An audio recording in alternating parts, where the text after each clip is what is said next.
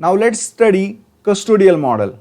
As the name suggests, you will get paid what you do. So that is the simple agenda in this model, and total orientation of this model is regarding to the money or the resources. Managerial orientation will also be around the money only. If some employee is not working well, so manager will guide him better to earn more money by working more efficiently on the workplace. Then we have employee orientation, that is security and the benefits.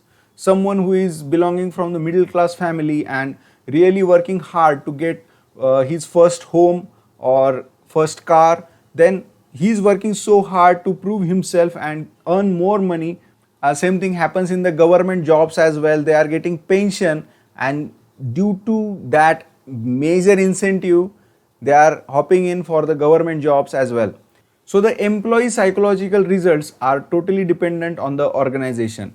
As the organization decides the policies of promotion, giving the incentives or not, or giving the bonus or not, everything is aligned to the organizational policies. That's why the employee psychological results are also dependent on the organization.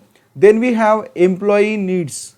So the security is the major concern over here. As I have given the example, the employee who don't have his own house till date is really preferring to the organization which is giving more priority to promotions and better salary.